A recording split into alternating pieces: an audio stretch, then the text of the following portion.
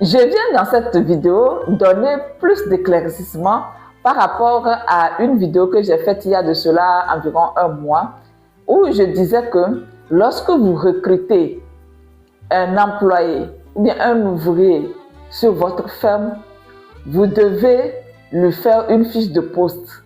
C'est-à-dire que vous devez lui déterminer les activités qu'il doit faire sur la ferme. Cela peut vous paraître basique, mais je vous dis qu'il y a sur plusieurs fermes, les promoteurs recrutent des personnes et ne leur disent pas ce qu'ils doivent faire exactement. Il y a quelques mois de cela, il y a un promoteur de ferme qui m'a appelé et qui me disait « Ah, moi j'ai mes employés sur la ferme, ils ne font rien, ils sont là, je ne comprends rien. » Bon, je lui ai dit, bon, ils ne font rien comment? Quand ils venaient sur la ferme, vous vous êtes entendu qu'ils devaient faire quoi et quoi? Il m'a dit, non, bon, ils devaient être sur la ferme. Hein, tous les travaux qu'il y a sur la ferme, ils devaient le faire. Mais finalement, lui remarque que les champs ne sont pas sarclés, il remarque qu'ils ne sont pas trop présents au poste, etc., etc. Je lui pose encore la question. Bon, quels sont les horaires que vous avez établis pour le travail? Chacun sur la ferme, parce qu'il avait 3 personnes, qu'est-ce que vous avez défini pour eux qu'ils doivent faire? Il dit non, que lui n'a rien défini, mais eux-mêmes, ce sont de grandes personnes, puisqu'ils sont sur la ferme, ils devaient eux-mêmes savoir qu'il fallait faire ceci et cela. Et même sur la vidéo dont je parlais, lorsque j'ai publié la vidéo, il y a quelqu'un qui a commenté en me disant que c'est impossible. C'est quasi impossible de définir ce qu'il y a à faire sur une ferme. Bon, c'est pourquoi j'ai voulu faire cette vidéo pour donner un peu plus d'éclaircissement. Moi, je m'appelle Soline, je suis une entrepreneur agricole passionnée du monde rural. Je travaille avec des producteurs locaux sur des projets agricoles. Je gère des fermes agricoles pour les exploitants individuels qui me sollicitent. Donc, la gestion d'une ferme agricole, ça s'apprend. Le recrutement du personnel et la gestion de ce personnel aussi est un métier. On appelle ça la gestion des ressources humaines. Donc, c'est normal, si on n'a pas cette connaissance, de penser que ce n'est pas possible de prévoir ce qu'il y a à faire sur une ferme, ou bien que ce n'est pas possible de pouvoir faire une fiche de poste pour le personnel de ferme. De mon expérience, ceux qui ne font pas les fiches de poste pour leur personnel sont subdivisés en 2 catégories. Premièrement, il y a ceux qui ne font pas les fiches de poste parce qu'ils ne savent pas comment s'y prendre. Eux-mêmes ne maîtrisent pas leur activité, ils ne maîtrisent pas les travaux qui se font sur la ferme, c'est leur première expérience. Donc, ils ont du mal à vraiment définir les activités qu'il y aura. Donc, quand ils prennent une personne, ils souhaitent que la personne soit polyvalente, c'est-à-dire que toutes les situations qui se présenteront sur la ferme, que la personne le fasse sans rien dire. Donc, on prend la personne prête à tout faire. C'est ça, parce que la personne même, le promoteur, ne maîtrise pas son activité. Et il y a la deuxième catégorie qui est la catégorie des personnes qui aiment manipuler les gens parce qu'ils veulent que la personne fasse tout et ne rien réclamer. Parce que j'avais fait une fiche de poste pour certains promoteurs de ferme et lorsqu'ils ont lu la fiche de poste en entier, ils se disent que bon, s'il y a une situation nouvelle qui se présente et qu'on dit à cette personne de le faire, elle risque de dire que non, il n'y a pas ça dans ma fiche de poste et réclamer une augmentation, bien un paiement supplémentaire. Donc, pour ne pas que l'employé réclame quoi que ce soit, on ne met rien. Comme ça, on sait qu'on peut l'utiliser et faire tout ce qu'on veut. Alors, que ce soit dans l'un ou l'autre, les deux cas, c'est risqué. C'est risqué parce qu'aujourd'hui, on est face à une génération de jeunes personnes qui ne se laissent plus faire. Les employés soumis à 100% que des promoteurs ou bien des employeurs peuvent utiliser à leur guise, il y en a de moins en moins.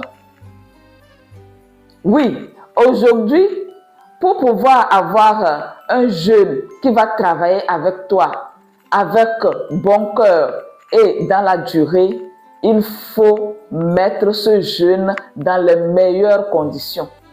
Sinon, il va partir. Il faut qu'on se dise la vérité. Nous, notre génération là, on n'accepte plus tout et n'importe quoi.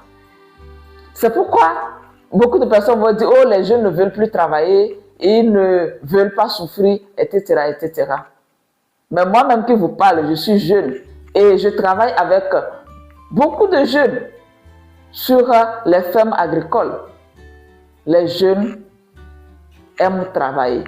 Bon, il y a ceux qui ne travaillent pas, mais il y a quand même une grande partie de personnes qui sont jeunes et qui travaillent très durement sur les fermes. Il faut savoir juste les mettre dans les meilleures conditions. Et ces meilleures conditions passent d'abord par le respect de leur temps, de leurs compétences. Il faut que, dès le début, vous puissiez préciser à la personne ce qu'il doit faire et c'est en fonction de cela que vous fixez la rémunération.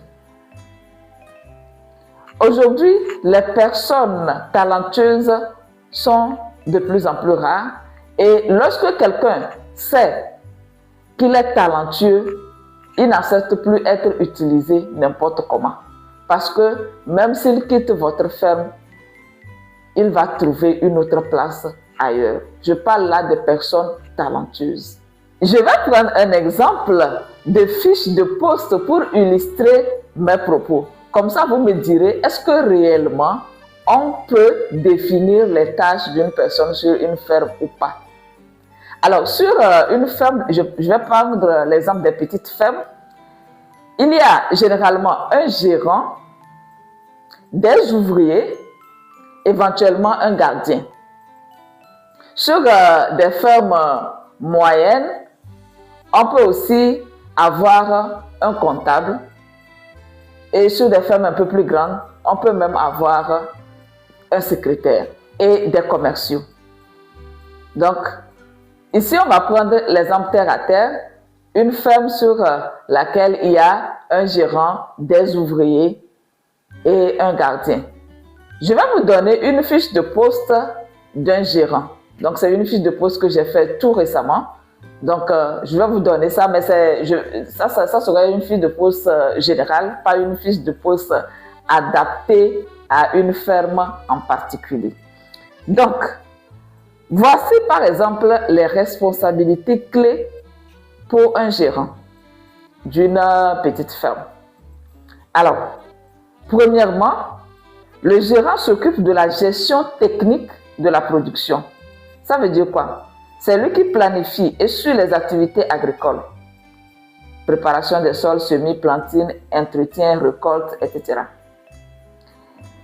Appliquer les itinéraires techniques recommandés pour chaque spéculation. Veiller au respect des bonnes pratiques agricoles. Assurer la traçabilité et la qualité des produits. Donc ça rentre dans la gestion technique de la production.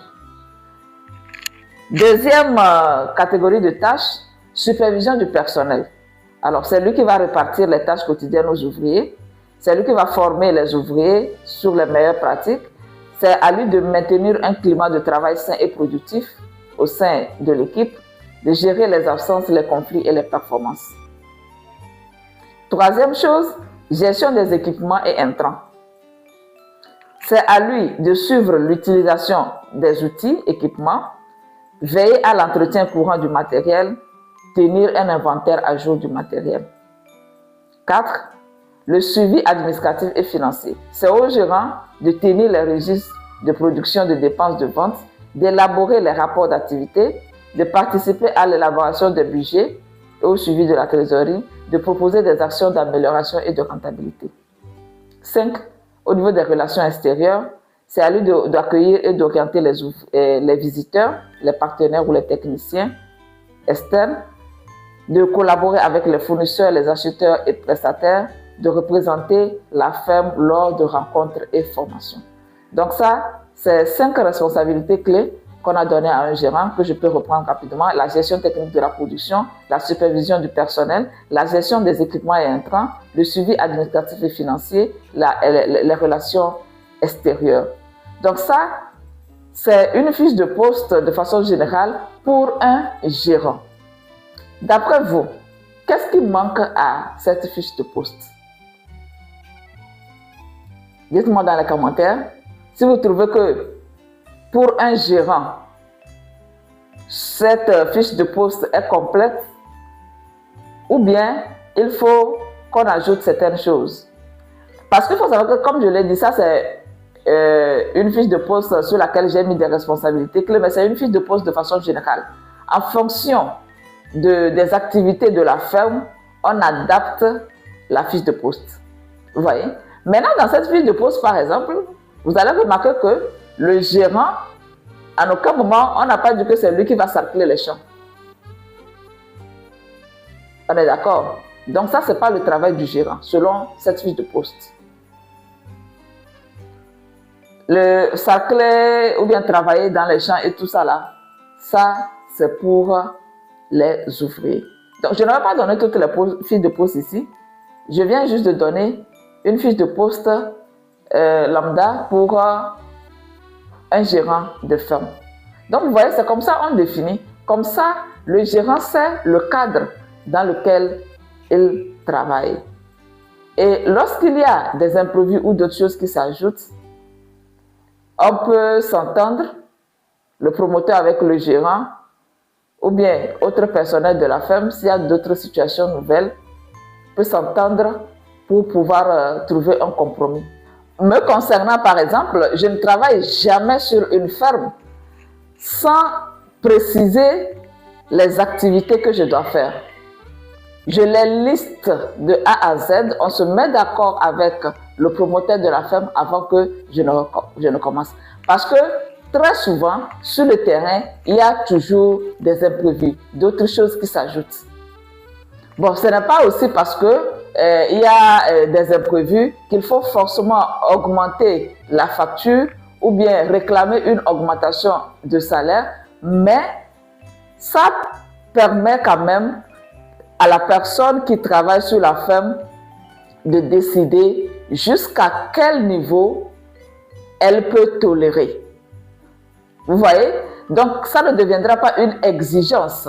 On se met d'accord sur A, B, C, D. On arrive, on ajoute E, F, G, H. On te dit non, il y a ça dans ton travail. Donc, quand c'est comme ça, souvent, il y a toujours des mésententes. Donc, pour pouvoir s'entendre dès le début, il faut que vous puissiez préciser le cadre dans lequel vous avez travaillé, préciser les activités que vous allez faire de façon générale et lors de l'exécution, chacun sait ce qu'il a à faire. Maintenant, si vous voulez des fiches de poste personnalisées à votre entreprise, là, j'ai l'expertise pour ça, j'offre l'expertise pour ça, je le fais pour les fermes. Comme ça, tout le monde est bien fixé. Les employés savent exactement ce qu'ils ont à faire sur la ferme et le promoteur aussi sait ce qu'il a à attendre de ses employés. Voilà ce que j'ai voulu partager avec vous. Dites-moi ce que vous en pensez dans les commentaires. Vos commentaires peuvent toujours me permettre de faire d'autres vidéos pour pouvoir éclairer le sujet. On est là ici pour échanger et pour apprendre chacun de l'autre. Je vous remercie pour votre attention. Je vous donne rendez-vous dans quelques jours pour une nouvelle vidéo. D'ici là, prenez bien soin de vous. Portez-vous bien. Au revoir.